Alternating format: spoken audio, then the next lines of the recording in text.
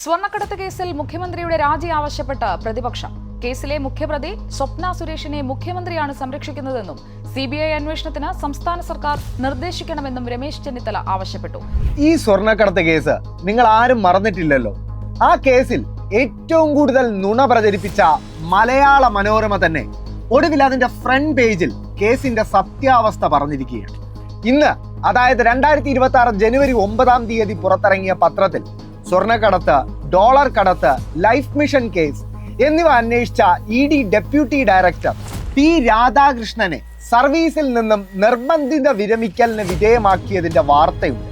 അതിന്റെ അവസാനത്തെ 2 പാരഗ്രാഫ് വായിച്ചാൽ ഏതൊരു മലയാളിക്കും ഈ വിവാദ കേസുകളുടെ സത്യാവസ്ഥ മനസ്സിലാകും. ആ 2 പാരഗ്രാഫുകൾ ആരംഭിക്കുന്നത് ഇങ്ങനെ: സ്വർണ്ണക്കടത്ത് കേസിലെ പ്രതി സ്വപ്ന സുരേഷിന്റെ കാവൽ ഡ്യൂട്ടിയിലുണ്ടായിരുന്ന 2 വനിതാ പോലീസുകാർ രാധാകൃഷ്ണനെതിരെ ആരോപണം ഉന്നയിച്ചതിന് പിന്നാലെയാണ് പ്രശ്നങ്ങളുടെ തുടക്കം.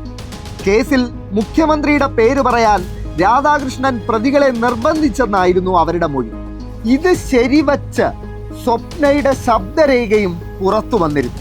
തന്നെ കൊണ്ട് നിർബന്ധിച്ച് പറയിപ്പിച്ചതാണെന്ന് സ്വപ്ന സുരേഷ് പിന്നീട് പറഞ്ഞു. അതിനിടെ അദ്ദേഹത്തെ ആദ്യം ചെന്നൈയിലേക്കും പിന്നീട് കാശ്മീരിലേക്കും സ്ഥലം മാറ്റി അഴിമതി ആരോപിച്ചും പലരും പരാതി നൽകി. അതായത് സ്വർണ്ണക്കടത്ത്, ഡോളർ കടത്ത്, ലൈഫ് മിഷൻ അഴിമതി എന്നൊക്കെ പറഞ്ഞ് ED ഉപയോഗിച്ച കേന്ദ്ര സർക്കാർ സംസ്ഥാന സർക്കാരിനെ വല്ലാതെ കടന്നാക്രമിച്ചപ്പോൾ നുണകളുടെ പെരുമഴ തീർത്ത മനോരമ തന്നെയാണ് പറയുന്നത്, ഈ ഉദ്യോഗസ്ഥനെതിരെ അതേ അന്വേഷണ സംഘത്തിലുണ്ടായിരുന്ന 2 ഉദ്യോഗസ്ഥർ പരാതി നൽകിയിരുന്നു. അതായത് മുഖ്യമന്ത്രിയുടെ പേര് പ്രതികളെ കൊണ്ട് പറയിക്കാൻ ഈ അന്വേഷണ ഉദ്യോഗസ്ഥൻ ശ്രമിച്ചിരുന്നു എന്ന്.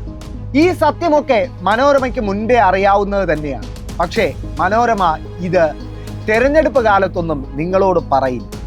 എന്തായാലും ഇപ്പോൾ നടക്കാൻ പോകുന്ന തെരഞ്ഞെടുപ്പിൽ മനോരമ പറയാൻ പോകുന്ന നുണകളുടെ സത്യാവസ്ഥയും മനോരമ ഒരു 5 കൊല്ലത്തിനപ്പുറം നിങ്ങളോട് പറയും.